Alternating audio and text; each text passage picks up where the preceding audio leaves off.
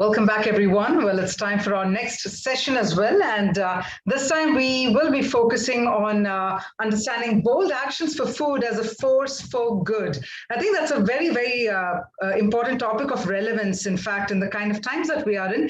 And this afternoon, we have with us a speaker joining in who has a passion for driving sustainable solutions to enrich the lives of farmers and consumers. In fact, his career spans more than 20 years in leadership roles in product development, business strategy, and sustainability across the specialty materials and automotive industries in India, US, and Singapore. We have with us Rahoul Sawani, President, South Asia, Corteva AgriScience, to share his wisdom, his thoughts with you all. So stay tuned as we get this session started right here, right now.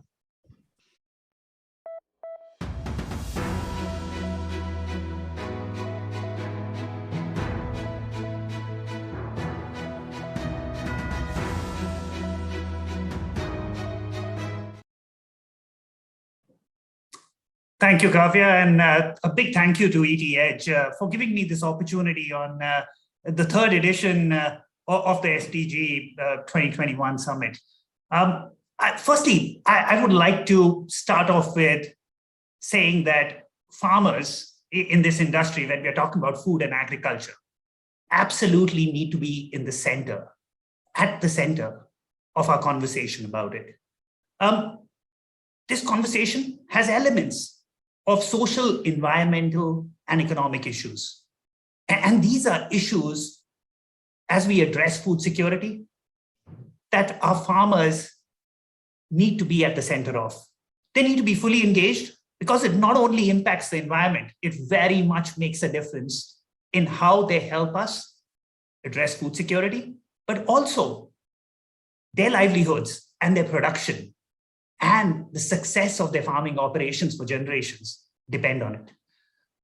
A couple of years ago, I was traveling in Punjab, and a really interesting area to travel in, the rice growing area of Punjab. And I met with this farmer called Sahib Noor Singh. He's a farmer who for generations has been growing rice. And I can tell you, he takes great pride in his land, in how he's been able to deliver quality rice to the community over there and to the nation for a long time. From the time of his father, there's been the practice of transplanted rice, which he's following even today. This practice, it involves very much being able to flood the fields with water to avoid weeds growth. It's been a practice which has been perfected over generations. It's been a practice which has been beneficial for those farmers and for rice production. Today, as he looks at his farming operations, he's starting to see issues emerge, and not just emerge, issues accelerate in their impact. As he looks at these issues, for him, what was really important from my conversation with him was he wants to address these issues because he sees his legacy. Like his father left him a farming operation that was successful.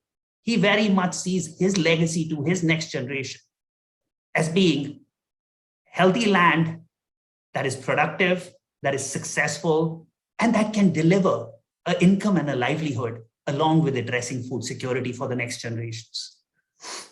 Some of these challenges that he's facing today, the timing and the intensity of rainfall with changing weather patterns has made it very difficult to predict when to plant. And it feels like gambling at times on when to plant because it changes drastically every year. With that, he has to rely more and more on groundwater. And that groundwater, he's seen it for years now go down further and further with the water table. It's to the point where he was sharing with me that even with his pump that he uses for the last 15 years now, he is really struggling to be able to actually reach that groundwater at this point and continue his operations. Every time he uses lesser water, what he sees happen then is weeds emerging. Weeds emerging, old weeds that have been around, traditional, they were controlled earlier with products that were available in the market, those products no longer work. There's resistance built into those weeds. And he's seeing newer weeds emerge, which are foreign to those areas now. There is more and more difficulty for him to be able to secure labor. And that labor is becoming more and more costly now. Urbanization has been great, but it's taken labor away from many of those operations where it's required for transplanting, for pulling out weeds and all of those pieces.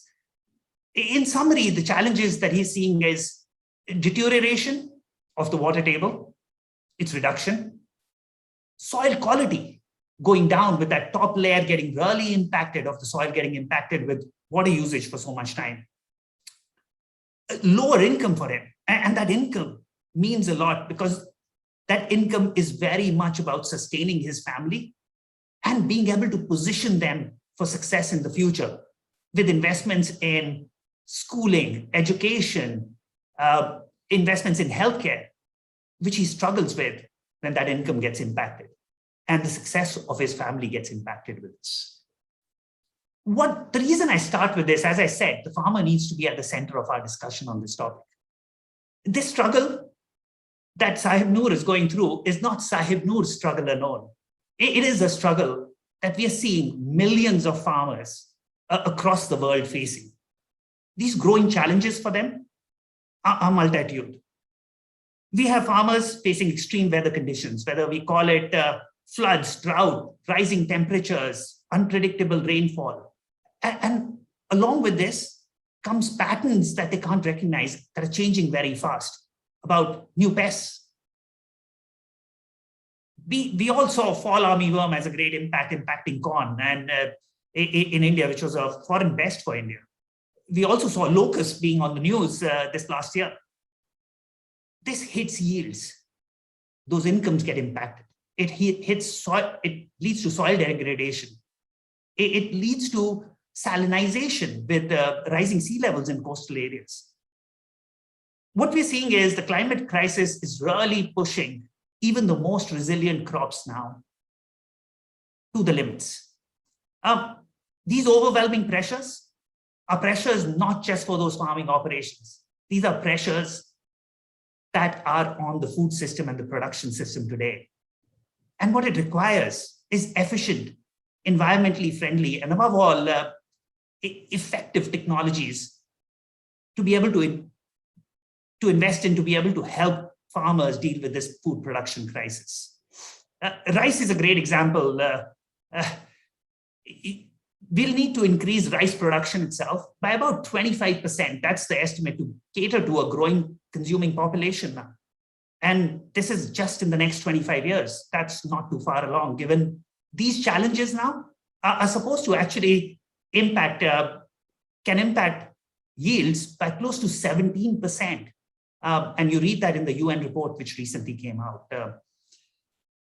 Another key thing that I wanted to talk about today was the challenge of food security, because farmers are at the center of it, but they're doing us all a service. We have about 500 million farmers across the world who are smallholder farmers, like Sahib Noor. Collectively, they're producing about 80% of the food production that we all utilize. 87% of these farmers are in our region. They're in India and they're in Asia Pacific, around us. They're at the front line of those challenges from climate change that I described to you. Addressing that 17% while catering 17% yield that might go down with climate change, while catering to a population which the UN says and projects by 2050 is going to be about 9.7 billion people. That is a daunting challenge. Food insecurity is on the rise, and with the recent impact from COVID, it's even more on the rise now. We have these looming threats of the climate shocks, water scarcity, soil degradation that I spoke about, which are going to be formidable in front of us.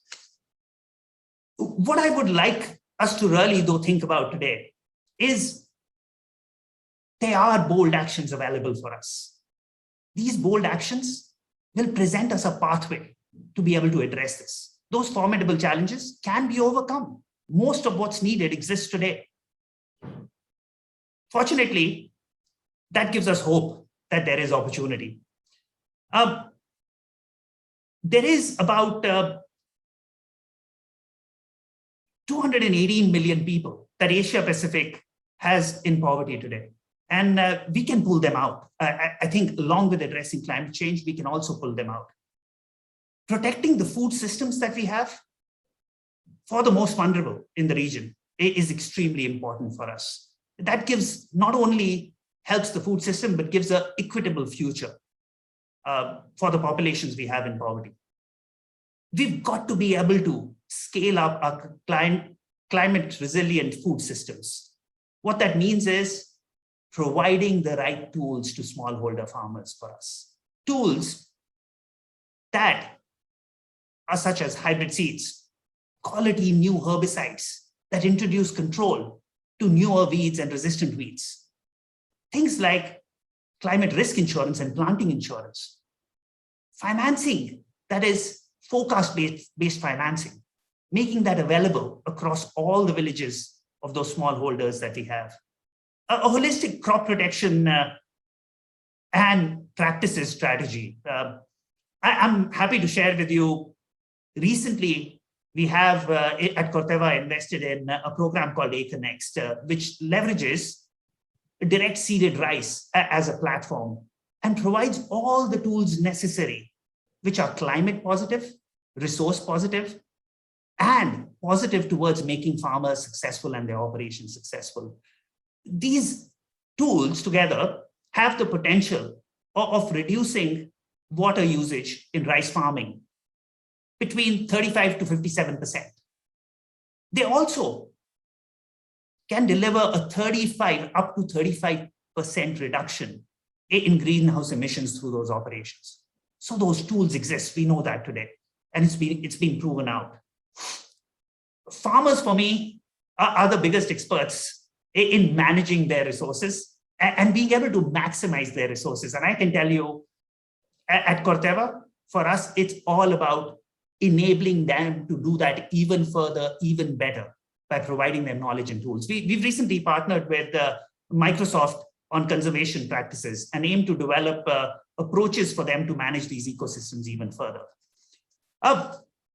With that, I would like to propose 3 key areas for us to focus on as a public-private partnership and really scaling it up. The first area, infrastructure. I think our government has done a tremendous job over the years.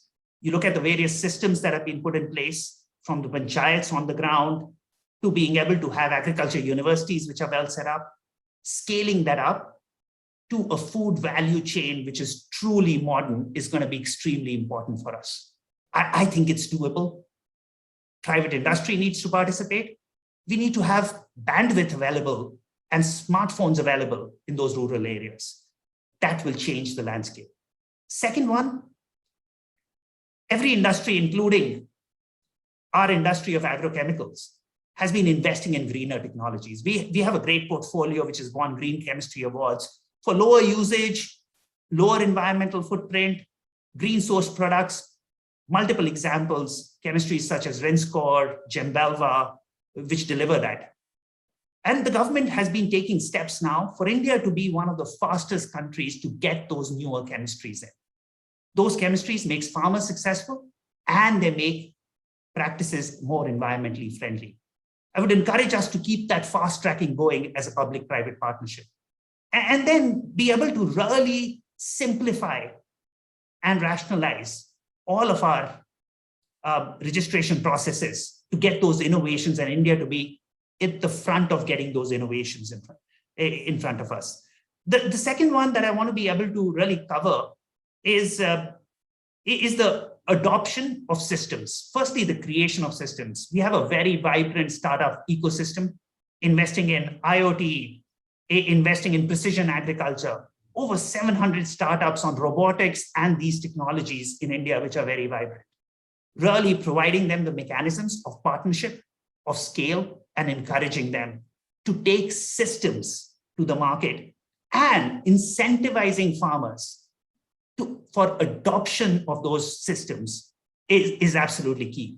And to me, I think with these three approaches, we can make a true impact with that public-private partnership at that scale, a true impact in really addressing these challenges that are facing our food system. The final thing that I would like to really share with you today, and I think I would like to end with that same farmer that we spoke about earlier. And going back to Sahib Noor Singh, I'm happy to report, he was one of those farmers who we approached with our AcreNext technology. He adopted that technology, saw the benefits to his land very clearly, as well as reduced water usage, reduced labor. And finally, he saw the benefits, not only in terms of that, still operations which were delivering him higher yields, greater income, while benefiting society, the environment, and keeping that land for that legacy that I spoke about to his future generations. Those farmers for us, like Sahib Noor Singh, and his adoption and success with this technology is going to become, with these three actions that I spoke about, at scale across those 500 million smallholder farmers. And I encourage all of us, and I'm here sitting over here, very willing and excited to partner with all of you in getting those three pillars established and scaled to make that impact across 500 million smallholder farmers. Thank you very much. And back to you, Kavya, to see if there are any more questions.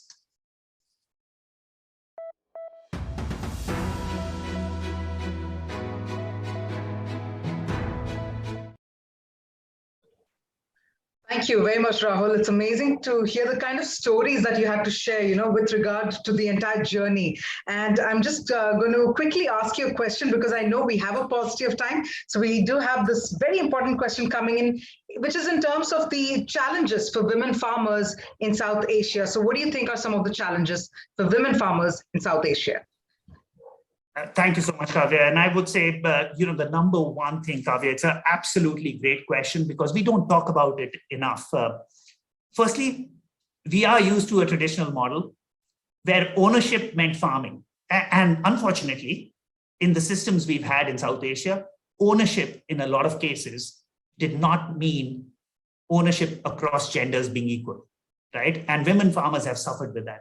But I can tell you, every time I travel and I meet farmers, the person who makes the decision for most of those farming operations and most of the important decisions for those farming operations and for the family in terms of what's going to be invested in are those women farmers which are out there. It's that family unit led by those women farmers in many of those cases.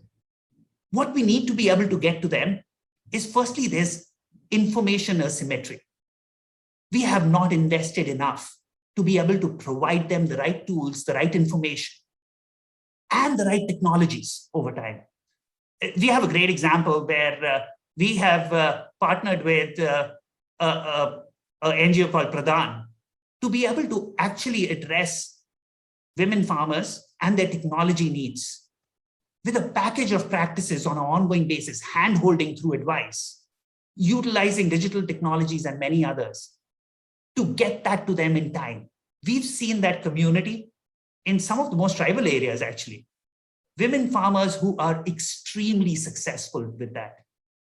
I think, as I spoke about infrastructure, to me, those partnerships, public, private, NGOs, multiple people, need to be able to invest in reach of this knowledge, of this advice, of this handholding. And we are going to see productivity improvements to our food security. We're going to see livelihoods in rural communities and vibrant rural communities. I'm a strong believer because I've seen it happen through that example that I spoke about. And I'm sure we can scale it. I have absolutely no doubt about it. Beautiful, beautiful indeed. And thank you so much, Rahoul, because there's just a wealth of knowledge that you just managed to share. And most importantly, even when you were sharing the ground realities, with regard to how the farmers are maximizing, or for that matter, creating the kind of opportunities, I think it's some very interesting thoughts that we could gather from your words. So thank you so much again for joining us at the summit this afternoon. Thank you once again. Thank you so much, Kavya. Thank you very much. And with that, ladies and gentlemen, stay tuned because we're about to get started with our next session in just a couple of seconds. Stay tuned and we'll be back.